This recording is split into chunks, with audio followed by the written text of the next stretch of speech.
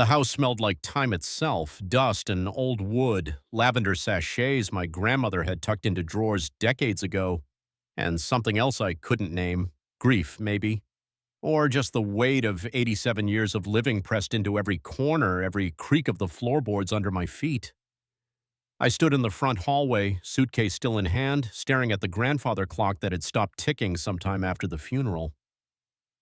2:47, morning or afternoon, I couldn't tell.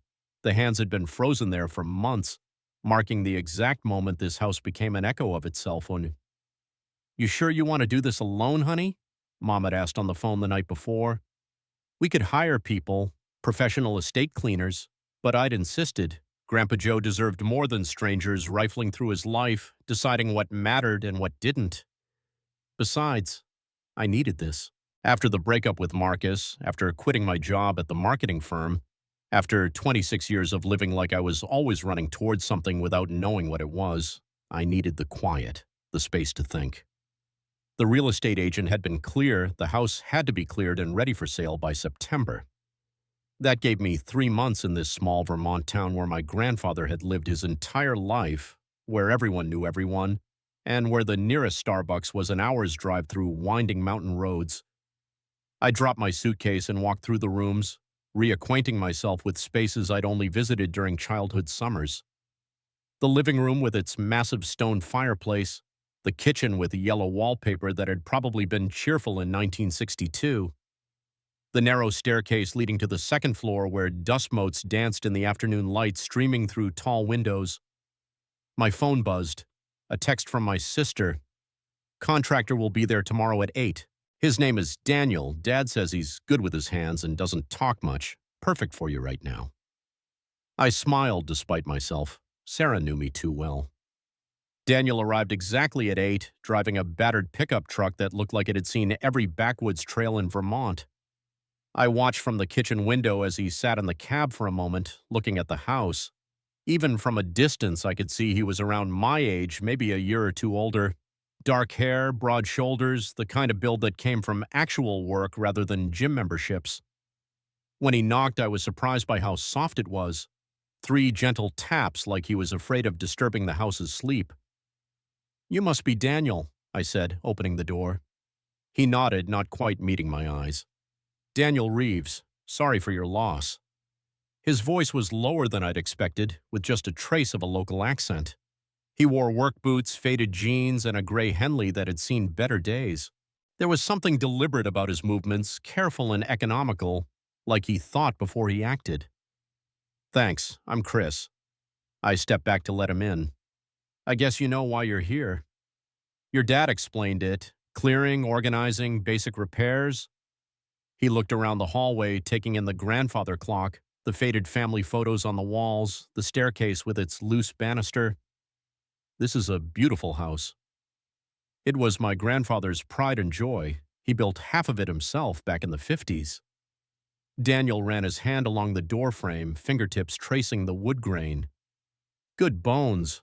They don't make them like this anymore." There was something about the way he touched the house, reverent almost, that made me see it differently, not just as a collection of rooms to be emptied and sold, but as something that had been loved. "So," I said, suddenly aware that we were standing close enough that I could smell his soap, something clean and unscented. "Where do you want to start?" He looked up the staircase. "Attic's usually the worst. Get the heavy lifting out of the way first, work our way down."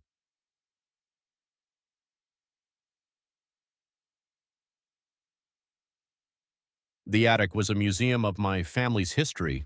Boxes labeled in my grandmother's careful handwriting, Christmas decorations, Joseph's army things, Chris and Sarah, school years, trunks full of linens and old coats, a rocking horse I'd ridden as a child, furniture covered in sheets like ghosts waiting to be awakened. The heat was stifling. Even with the windows open, the air hung thick and still. Daniel had rolled up his sleeves, and I found myself glancing at his forearms as he lifted boxes, the way his muscles moved under his skin, the constellation of small scars that spoke of a life spent working with his hands. "You okay?" he asked, catching me staring. Just the heat, I lied, feeling my cheeks flush. We worked in comfortable silence for the most part. Daniel wasn't a talker, which I appreciated. After years of Marcus's constant chatter, his need to fill every quiet moment with observations about his day or complaints about his coworkers, the silence felt like a gift. But it wasn't empty silence. I found myself hyper-aware of Daniel's presence, the sound of his breathing, the soft thud of his boots on the attic floor, the way he paused sometimes to look at a photograph or an old book before carefully packing it away. He handled my family's belongings like they mattered, like they were fragile and precious rather than just things to be moved. By noon, we'd cleared a decent section. Daniel had stripped down to a white t-shirt, and I was trying very hard not to notice the way it clung to his chest. I should make lunch, I said, needing an excuse to escape the confines of the attic and my own increasingly inappropriate thoughts. Don't worry about me, I brought a sandwich. It's no trouble. Besides, it's too hot up here. We should take a break. He nodded, following me downstairs to the kitchen. I made us grilled cheese and opened 2 bottles of beer I'd found in my grandfather's refrigerator. We ate at the small kitchen table, the same one where I'd done homework during childhood summers while Grandma made dinner. How long have you lived here? I asked. All my life. Grew up about 5 miles down the road. Ever think about leaving? Daniel was quiet for a long moment, turning his beer bottle in his hands. Used to. When I was younger, I thought about college, maybe the city, but he shrugged. This place gets in your blood. I understood that. Even after years in Boston, part of me had always belonged to these mountains, these winding roads, this slower rhythm of life. What about you? He asked. What do you do in the city? Used to work in marketing, social media campaigns, brand development, that sort of thing. I took a sip of beer. I quit a few months ago. Burned out? Something like that. I didn't mention Marcus or the way our relationship had slowly suffocated me or how I'd started to feel like I was disappearing into someone else's idea of who I should be.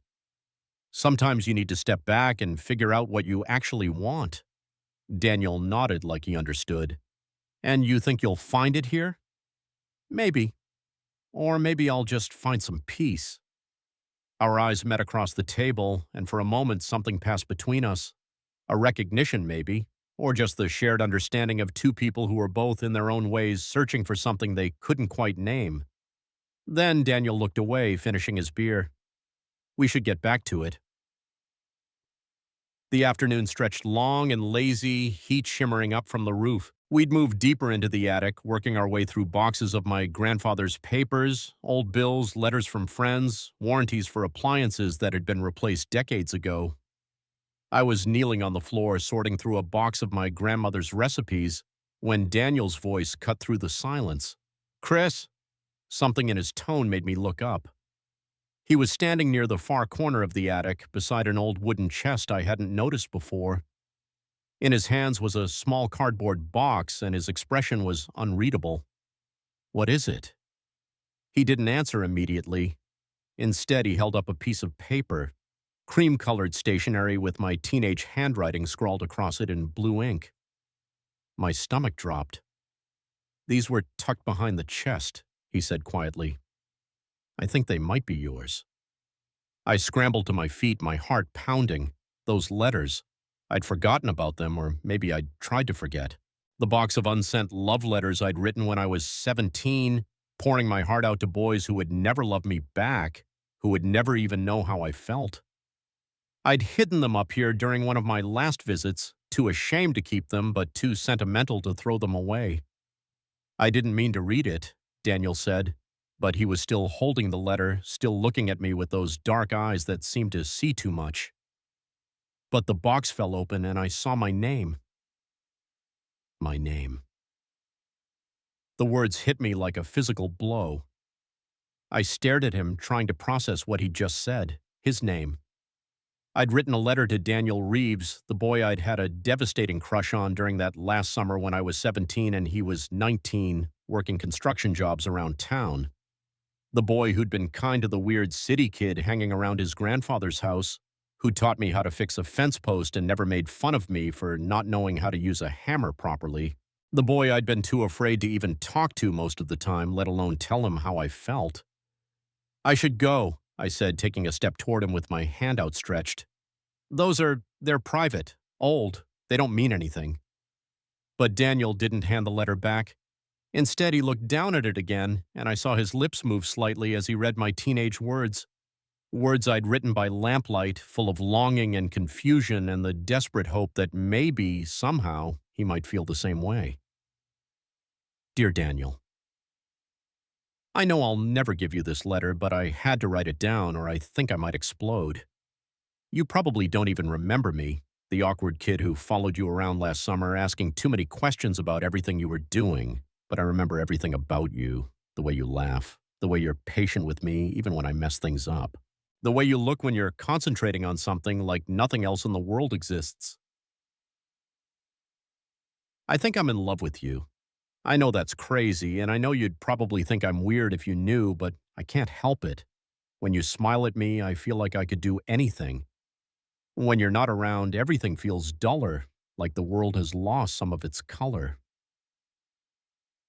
I wish I was brave enough to tell you this in person. I wish I was the kind of person who could just walk up to you and say what they mean, but I'm not. So I'll write it here, and maybe someday I'll be brave enough to let you know how I feel. Love, Chris."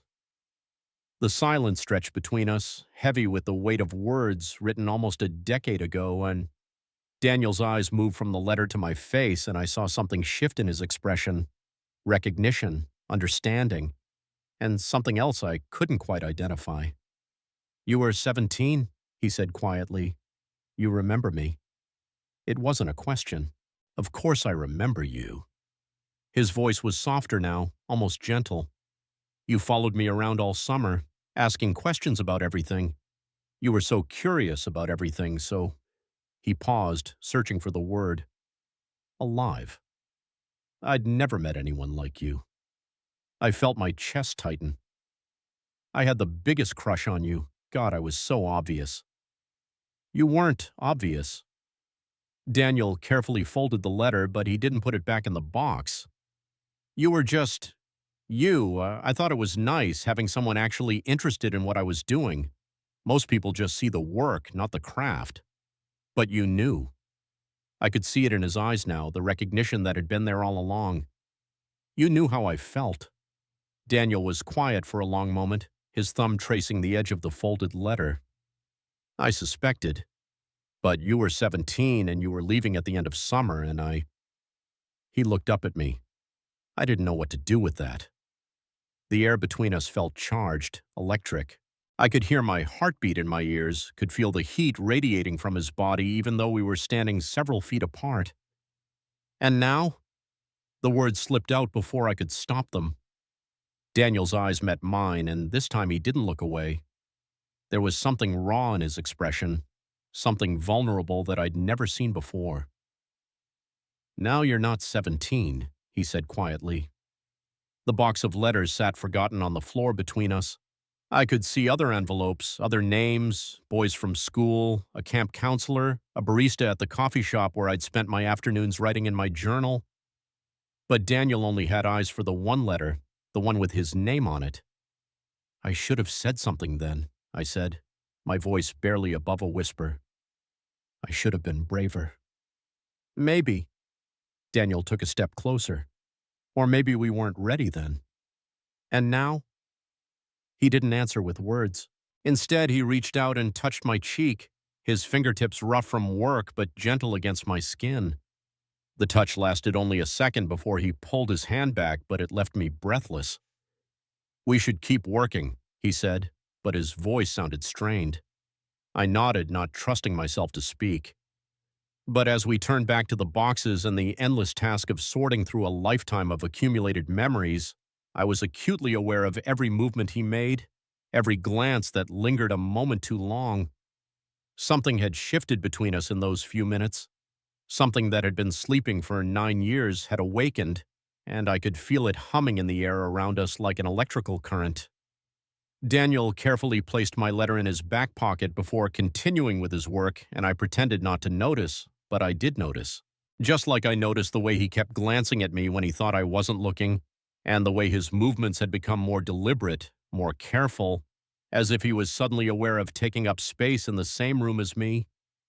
The afternoon wore on, the heat growing more oppressive. We worked mostly in silence, but it was a different kind of silence now, charged, full of possibilities and half-formed thoughts that neither of us was ready to voice.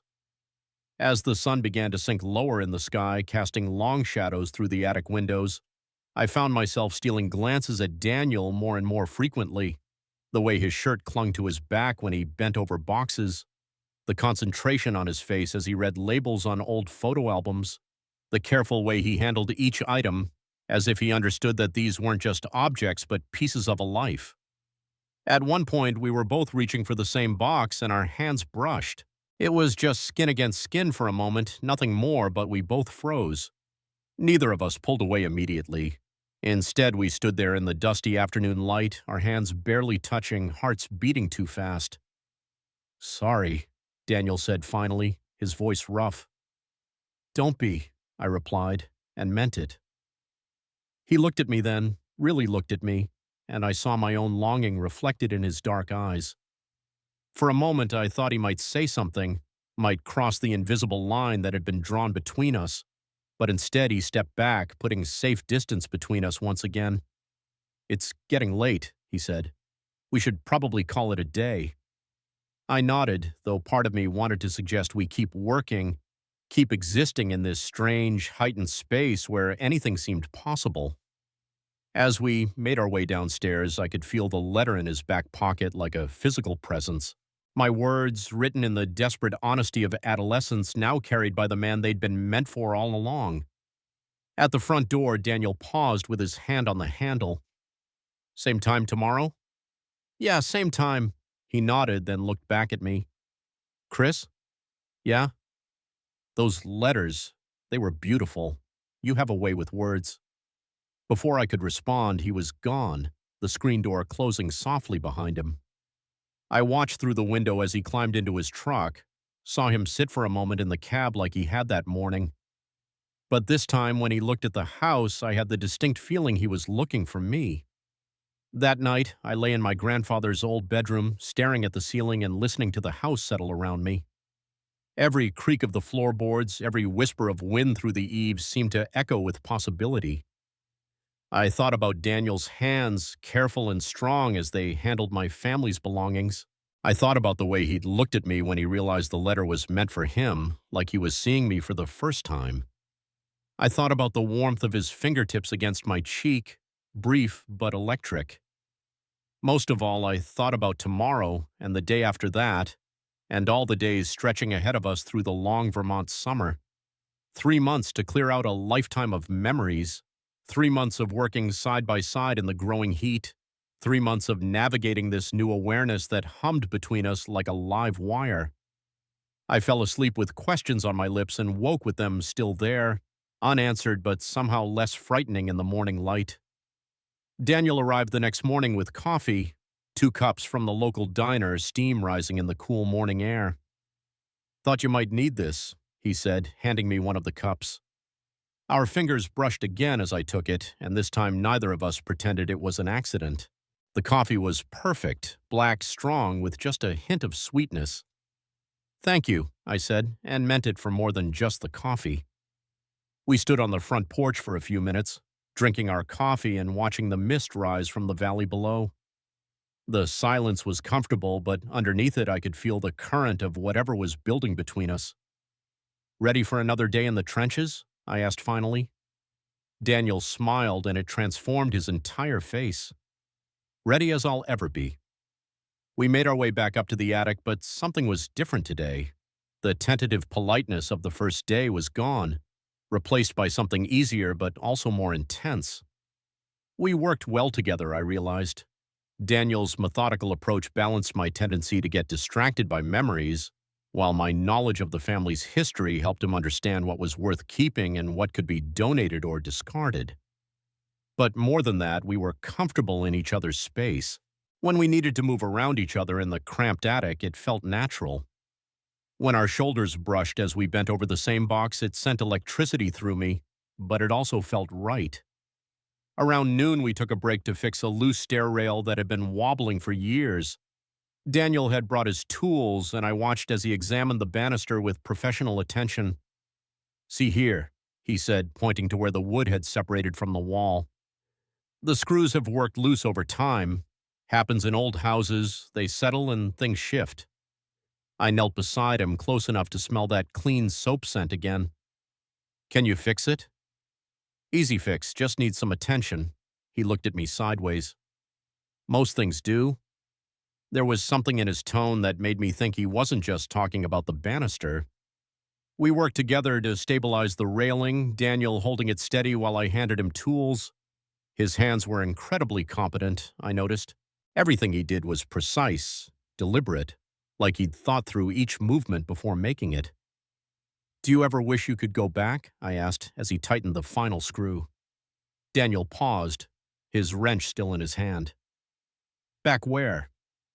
"To when we were younger, when things were simpler."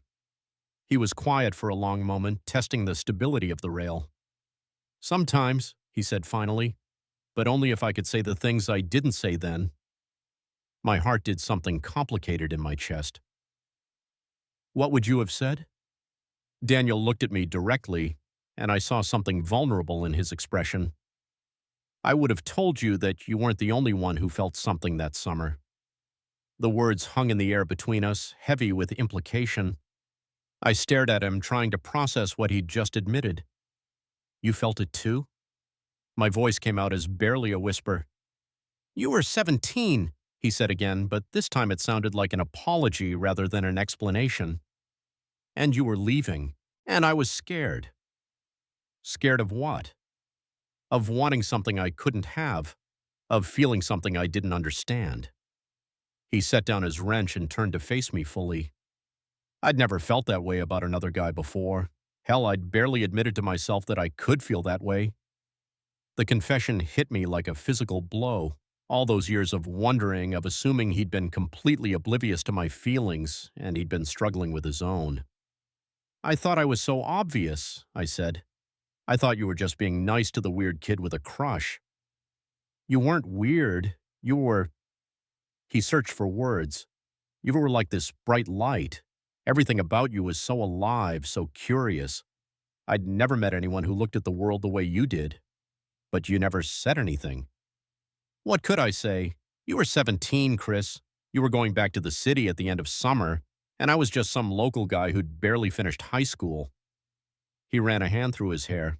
"Besides, I wasn't even sure what I was feeling was real." "And now?" The question slipped out before I could stop it, just like yesterday. But this time Daniel didn't deflect. "Now I'm 35 years old, and I've spent the last 9 years wondering what might have happened if I'd been braver."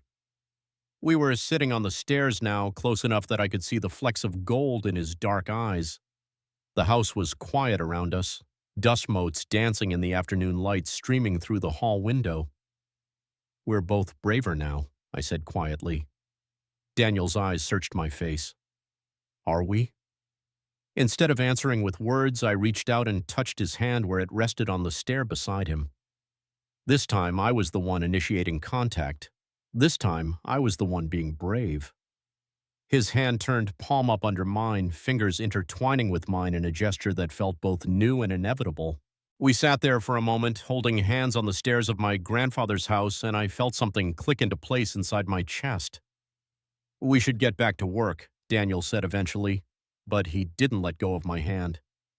"We should," I agreed, but I didn't move either. We might have sat there longer, caught in that moment of connection, but the sound of a car in the driveway broke the spell. Daniel pulled his hand away, and we both scrambled to our feet as someone knocked on the front door. It was Mrs. Patterson from down the road, bringing a casserole and wanting to check on how I was settling in. We made polite conversation for 20 minutes while Daniel quietly went back to work upstairs, and by the time she left, the moment on the stairs felt like something I might have imagined. But when I rejoined Daniel in the attic, he looked at me with those dark eyes. and I knew I hadn't imagined anything. The days fell into a rhythm after that. Daniel would arrive at 8 with coffee, and we'd work until the heat became unbearable, usually around noon. Then we'd take a long lunch break, sometimes sitting on the back porch where a breeze occasionally stirred the humid air, sometimes driving into town for sandwiches at the local deli. We talked more now. Daniel told me about his work, about the houses he'd restored, and the satisfaction he found in bringing old things back to life.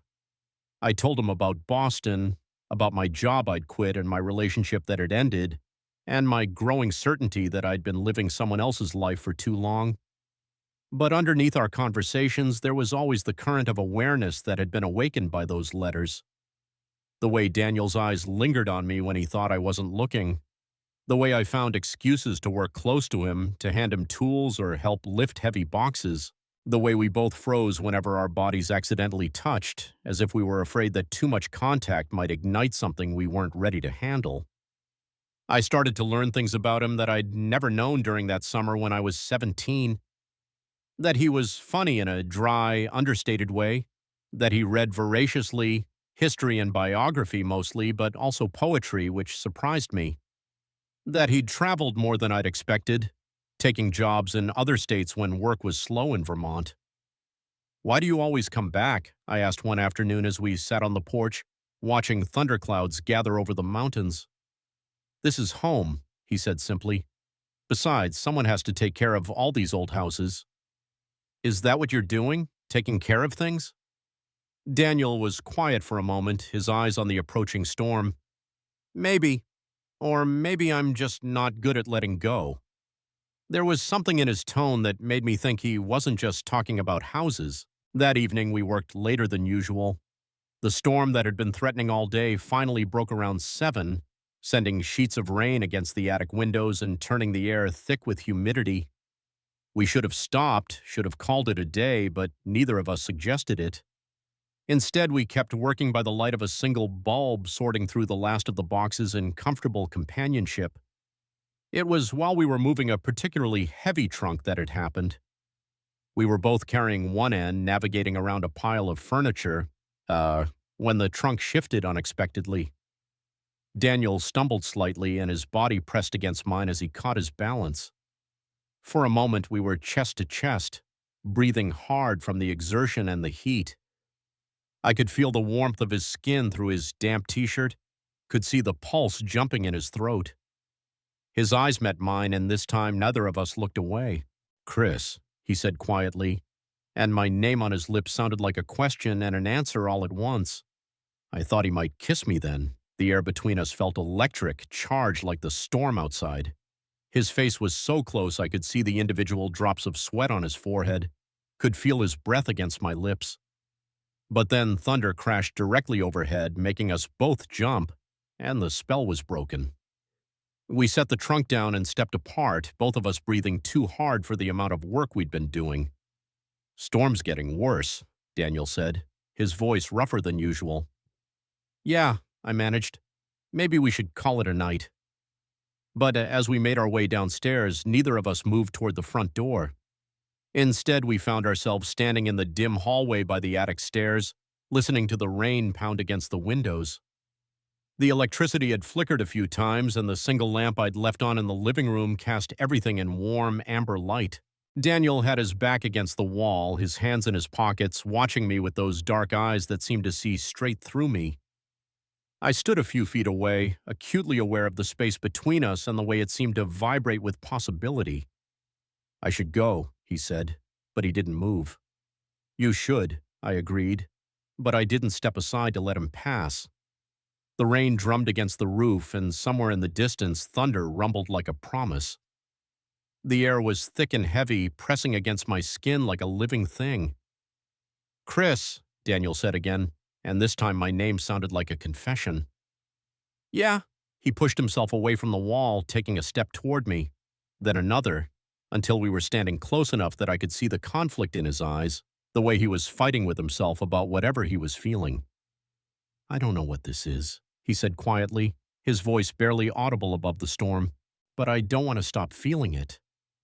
The words hung in the air between us, honest and raw and full of everything we'd been dancing around for days. I looked at him, really looked at him, and saw myself reflected in his expression. The same longing, the same confusion, the same desperate hope that maybe, this time, we could be brave enough to reach for what we wanted.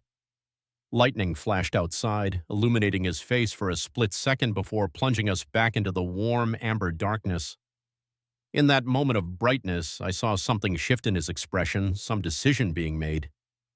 And then the lights went out completely, leaving us standing in the hallway with nothing but the sound of rain and the wild beating of our hearts and the weight of words that couldn't be taken back. In the darkness, I heard Daniel take another step closer. "Chris," he whispered, and his voice was full of everything we hadn't said and everything we were afraid to say and everything we might finally be brave enough to feel. The storm raged outside, but inside, in the darkness of my grandfather's house, something else was beginning. Something that had been waiting 9 years to finally come alive. Part 2. In the darkness, I couldn't see his face clearly, but I could feel him there. The warmth radiating from his body, the slight tremor in his breathing, the way he stood perfectly still as if any movement might shatter whatever fragile thing was forming between us. "Chris?" he whispered again, and this time my name sounded like a prayer. I didn't speak, couldn't speak. Instead, I just looked at him, really looked, even in the dim light filtering in from the storm outside. The way his shoulders rose and fell with each careful breath. The way his hands hung at his sides, fingers slightly curled as if he was fighting the urge to reach for me. The way he held himself so carefully, like he was afraid of wanting too much. I took a step closer, then another, each movement deliberate, giving him time to pull away, to change his mind, to remember all the reasons why this was complicated. But he didn't move. He just watched me approach with those dark eyes that had been haunting my thoughts for days. When I was close enough to feel his breath against my face, I stopped. We stood there in the amber darkness, two men in our 30s finally brave enough to acknowledge what had been simmering between us since we were barely more than boys. "Daniel," I said quietly, and his name felt different on my lips now. Not the distant, careful way I'd been saying it for the past week, but something softer, more intimate. His eyes searched my face in the dim light. "I've been thinking about that letter," he said. "About what you wrote." "Which part?" "All of it, but especially—" He paused, swallowing hard. "The part where you said you wished you were brave enough to tell me how you felt." My heart was beating so hard I was sure he could hear it. I was 17. I thought I knew what brave was. And now? I reached up slowly, giving him every opportunity to step back, and touched his face.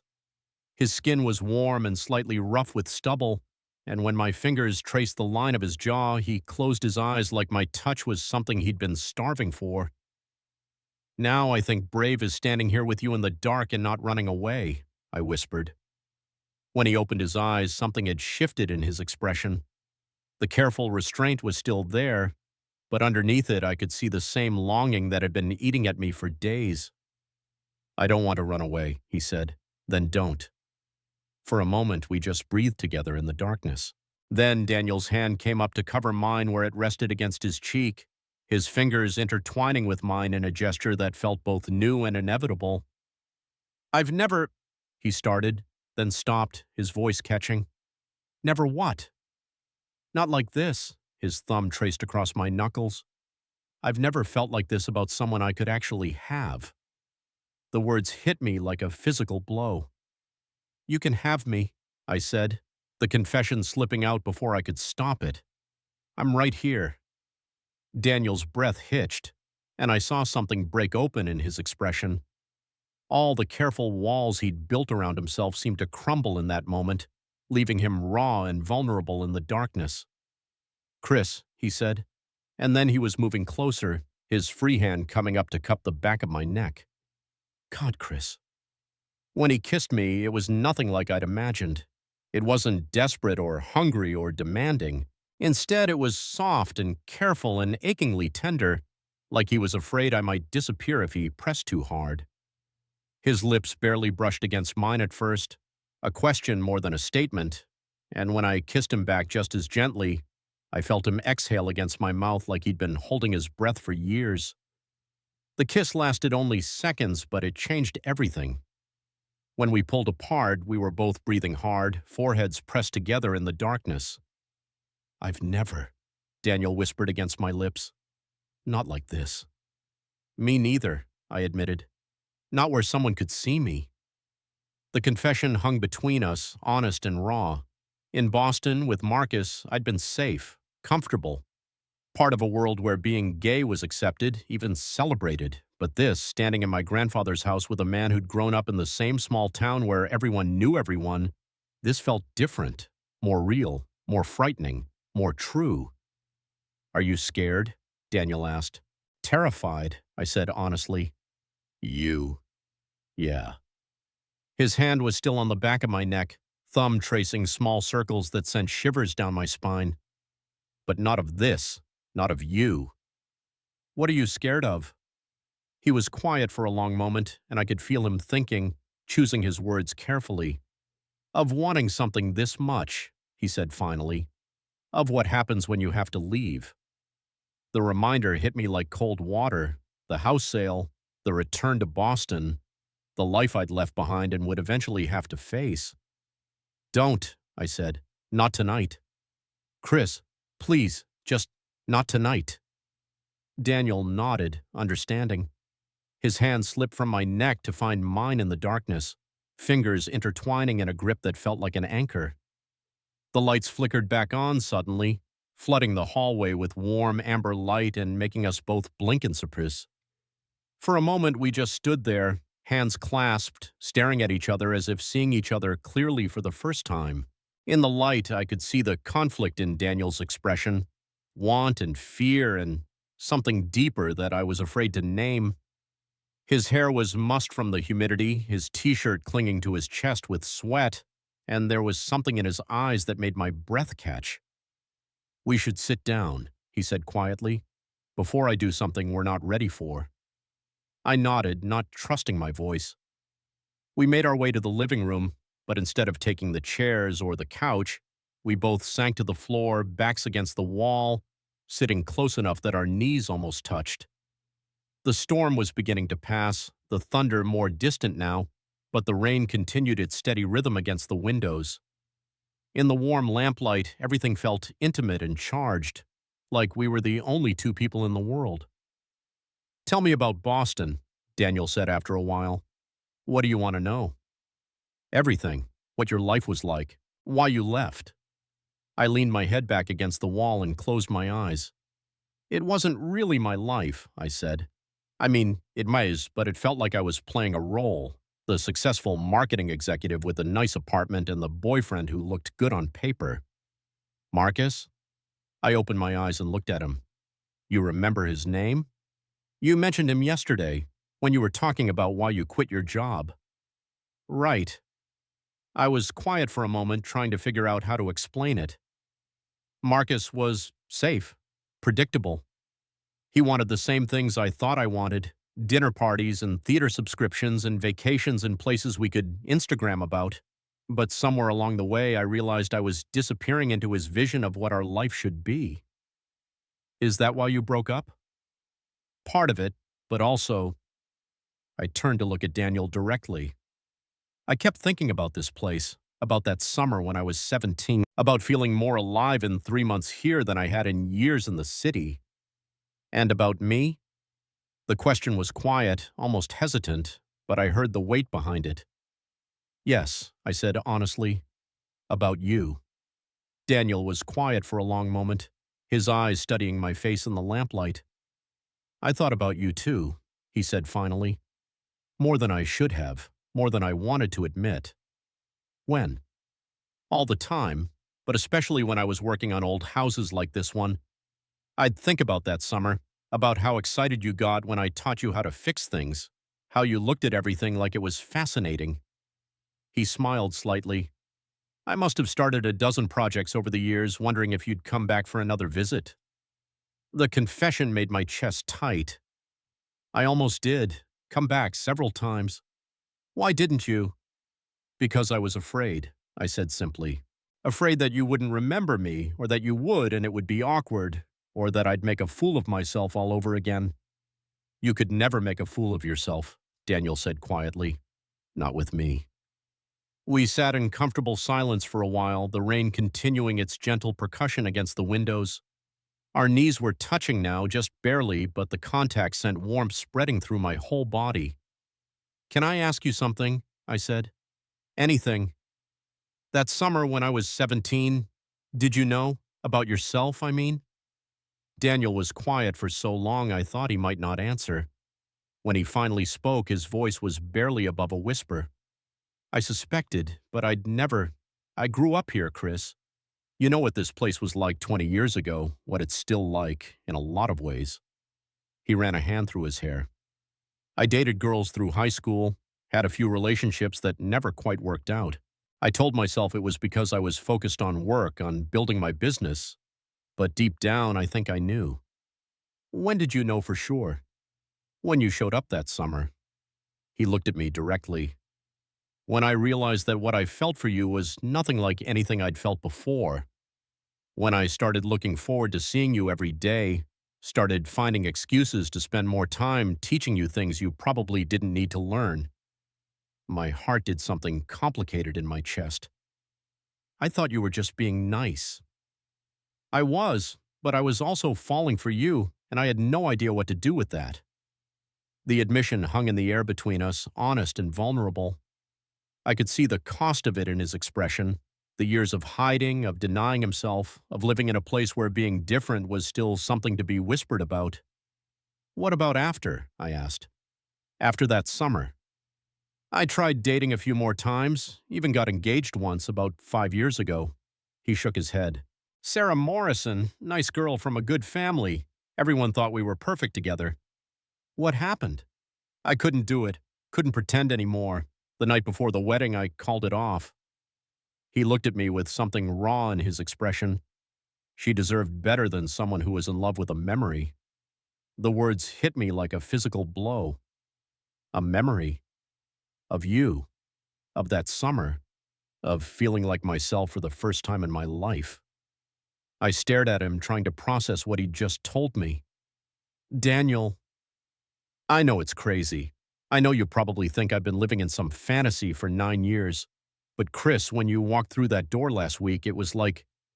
He struggled for words. Like I could finally breathe again. The confession left me speechless. All those years of wondering, of assuming I'd been nothing more than a brief distraction in his life, and he'd been carrying the memory of that summer like I had. He didn't just read my old words, I thought, watching his face in the lamplight.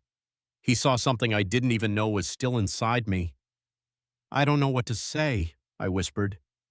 You don't have to say anything. I needed you to know, before… Before what? Daniel's eyes met mine and I saw the fear there, the knowledge of all the practical realities we'd been avoiding. What happens when the house sells? He asked quietly. The question I'd been dreading, the one that made all of this feel simultaneously more real and more impossible. Then I leave, I said, the words tasting like ash in my mouth. But not tonight. Chris, no. I turned to face him fully, our knees pressing together now. I can't think about that right now. I can't think about September or Boston or any of it. All I can think about is this, us, right now. Daniel studied my face for a long moment, then nodded. Okay, just tonight. Just tonight. But even as I said it, I knew it wasn't true. This wasn't something that could be contained to one night, one moment of connection in the darkness. This was bigger than that, more complicated, and we both knew it. The rain had softened to a gentle patter against the windows, and the air was finally beginning to cool. We sat together on the floor, backs against the wall, talking in quiet voices about everything and nothing. Daniel told me about the houses he'd worked on, the satisfaction he found in restoring something beautiful that had been neglected. I told him about the articles I'd written in college, the creative writing degree I'd never used, the way I'd slowly let my dreams get buried under other people's expectations. You're a good writer, he said. Those letters, they weren't just teenage rambling, they were real, honest. They were embarrassing. They were brave, even if you never sent them. I looked at him in the lamplight, this man who'd been a fantasy for so long and was now sitting beside me, real and warm and close enough to touch. What are we doing, Daniel? I don't know, he said honestly. But for the first time in years, I don't care about having a plan. The confession was so unlike the careful, methodical man I'd been getting to know that it made me smile. That doesn't sound like you. Maybe you bring out a different side of me? Is that good or bad? Daniel turned to look at me directly, and something in his expression made my breath catch. It's terrifying, he said, and it's the best thing that's happened to me in years. Before I could respond, we heard the sound of a car pulling into the driveway. Both of us froze. The intimate bubble we'd been existing in suddenly popped by the intrusion of the outside world. Who? I started, but Daniel was already moving, pulling away from me and getting to his feet. Could be anyone, he said quietly, but I could hear the tension in his voice. Neighbor checking on you because of the storm, maybe. I scrambled to my feet as well, suddenly acutely aware of how we must look. Disheveled, sitting too close together on the floor, the air between us still charged with everything we'd shared. A car door slammed outside and I heard footsteps on the front porch. Daniel had moved to the window, careful to stay out of sight as he peered through the curtains. It's Tom Patterson, he said quietly. Sarah's husband. Mrs. Patterson, who'd brought the casserole, whose husband was probably just checking to make sure I hadn't lost power in the storm, or that a tree hadn't fallen on the house, or any number of perfectly innocent things that suddenly felt invasive and threatening. The knock came, 3 sharp raps on the front door. Chris, you okay in there? Saw Daniel's truck, wanted to make sure everything was all right after that lightning strike. I looked at Daniel, who had stepped back from the window and was straightening his clothes, running a hand through his hair. The careful distance between us now felt like a chasm. I'm fine, Mr. Patterson, I called out. Just lost power for a bit. Daniel was helping me check the electrical. Good, good. Damn storm knocked out half the valley. You need anything, you just holler, you hear? Thank you. I will. We listened to his footsteps retreating across the porch, then the sound of his car starting up and pulling away. But the damage was done. The spell was broken. The real world had intruded on our fragile bubble of possibility, reminding us of where we were, who we were, and all the reasons why this was complicated. Daniel and I stood in the living room, suddenly awkward with each other, the easy intimacy of moments before replaced by careful distance. I should go, he said quietly. You don't have to. Yes, I do. He looked at me with something like regret in his eyes. People talk in a place like this, Chris. If they see my truck here too late, too often. He didn't need to finish the sentence. I understood. In a small town where everyone knew everyone, perception mattered. Reputation mattered. And 2 men spending too much time alone together, especially when one of them was the outsider who'd come back to settle his grandfather's estate. I know, I said. I get it. But it still hurt. Even though I understood the practicalities, the necessity of discretion, it still felt like rejection. Like the connection we'd built was being pushed back into the shadows where it had lived for 9 years. Daniel must have seen something in my expression because he took a step toward me, then stopped himself. This doesn't change anything, he said quietly. What happened tonight? It matters. You matter. Do I? More than you know. The words were a promise and an apology all at once. I nodded, not trusting myself to speak. Daniel gathered his tools from where he'd left them by the stairs, moving with the same careful efficiency I'd come to recognize. But at the front door, he paused, his hand on the handle. Chris? Yeah? Tomorrow, same time? Same time. He nodded, then stepped out into the humid night air. I watched from the window as he loaded his tools into his truck, as he sat in the cab for a moment like he had that first morning. But this time, when he looked back at the house, I stepped into the light where he could see me. He raised his hand in a small wave, and I waved back. Then he was gone, taillights disappearing down the dark country road. I stood in the empty house, surrounded by half-packed boxes and the lingering scent of rain, trying to process everything that had happened. The confession in the darkness. The kiss that had been soft and careful and earth-shattering all at once. The way Daniel had looked at me like I was something precious he was afraid to break. And the fear, the way we'd both pulled back when reality intruded, reminded of all the reasons why this was impossible. But as I made my way upstairs to bed, I could still feel the ghost of his touch on my skin, could still taste the sweetness of that careful kiss. Whatever was happening between us, it wasn't going away. It had been building for 9 years, and now that it was finally in the open, I didn't think either of us had the strength to push it back into hiding. The next few days passed in a strange charged haze. Daniel arrived each morning with coffee, and we worked together with the same easy efficiency as before, but underneath the surface, everything was different. Every accidental touch sent electricity through my system. Every shared glance carried weight. Every moment alone felt loaded with possibility. We were careful, though, more careful than we'd been before Tom Patterson's interruption. We kept the attic door open. We took breaks on the front porch where anyone could see us. We talked about safe things, the house, the weather, neutral memories of my grandfather. But sometimes, when we were sure no one was around, Daniel would let his hand linger on mine when I passed him a tool.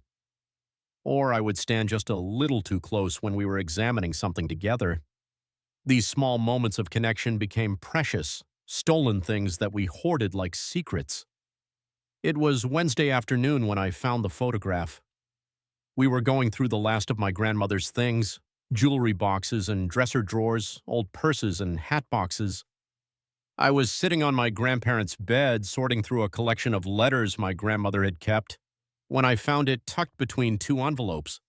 It was a picture of me from that summer when I was 17. I was sitting on the front porch steps, squinting in the sunlight, holding a hammer like I had no idea what to do with it. And beside me, teaching me how to grip it properly, was Daniel.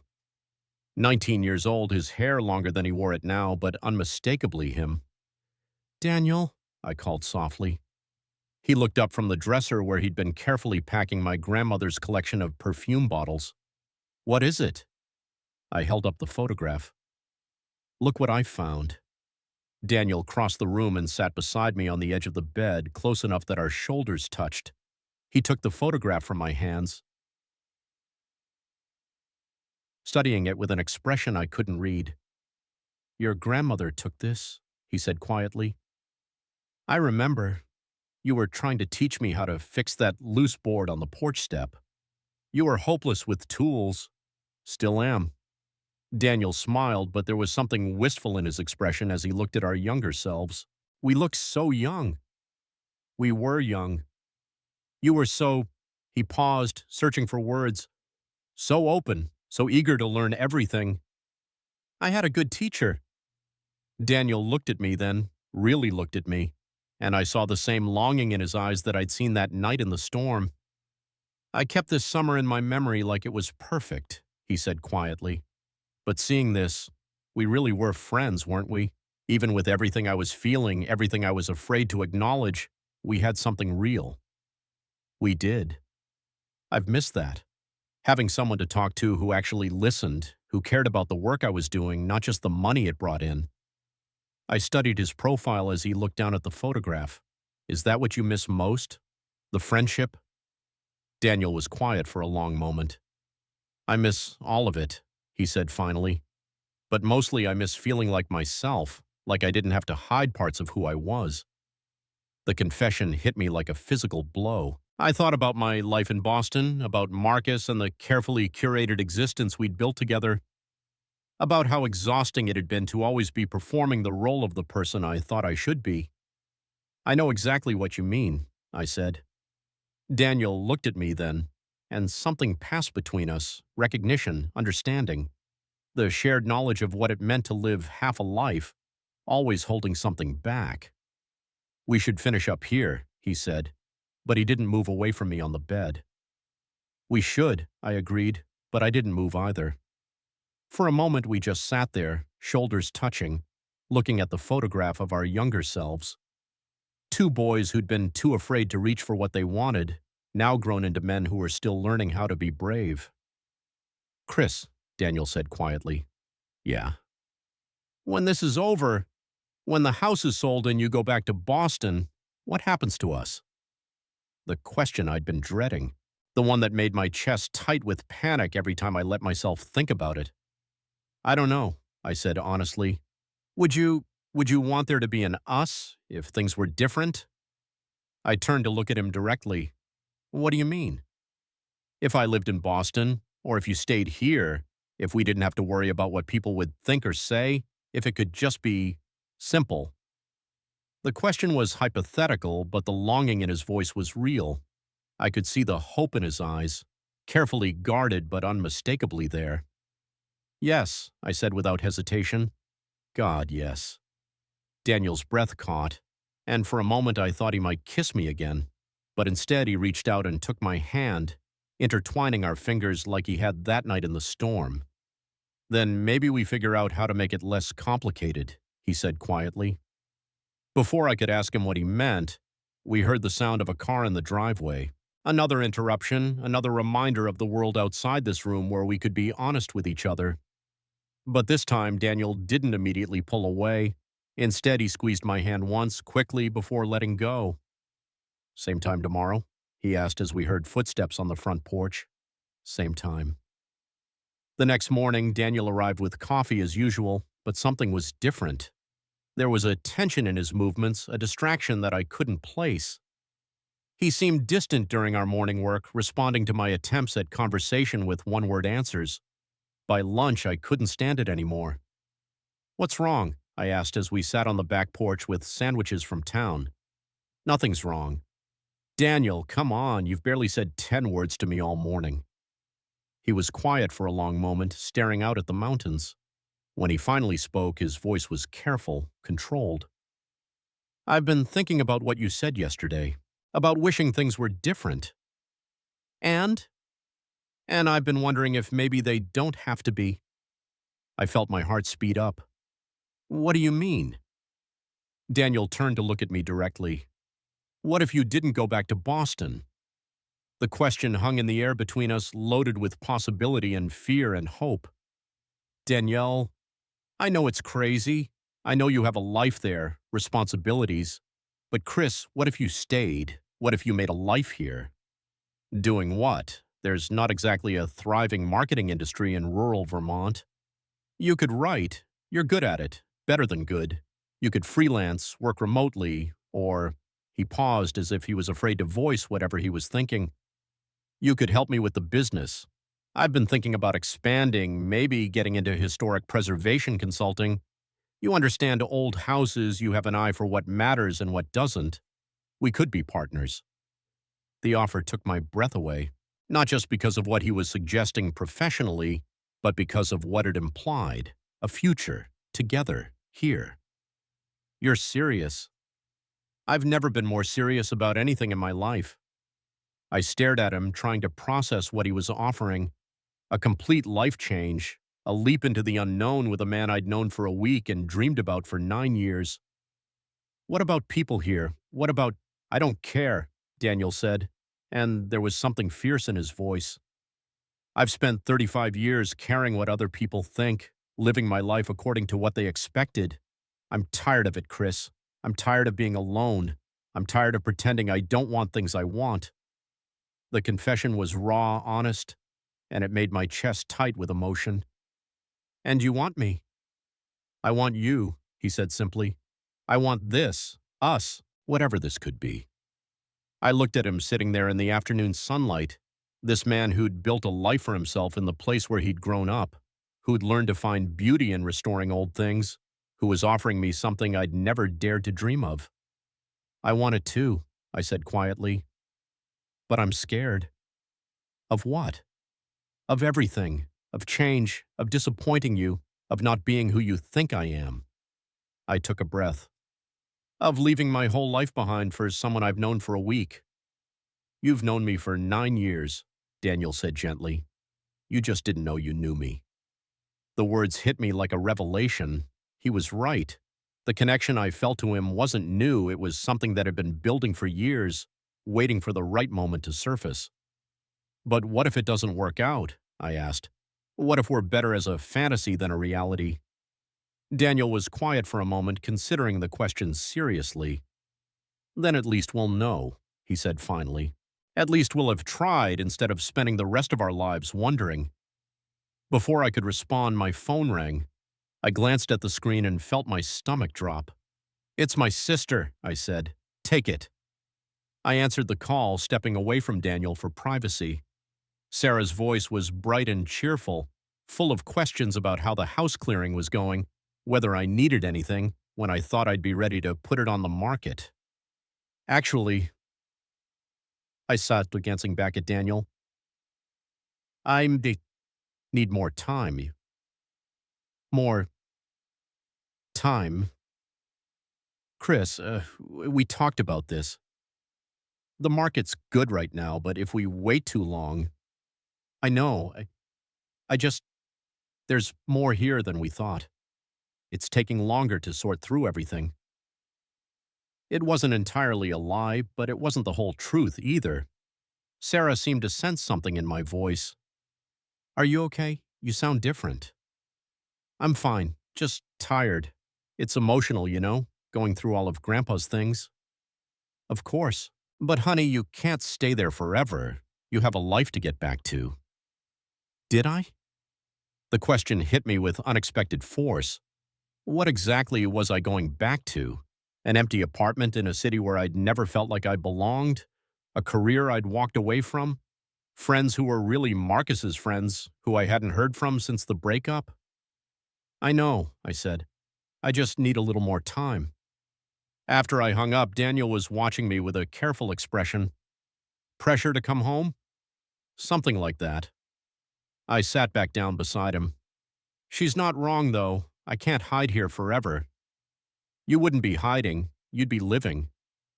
The words were simple, but they carried the weight of everything he was offering: a life, a future, a chance to be the person I'd always been too afraid to become. "I need to think about it," I said.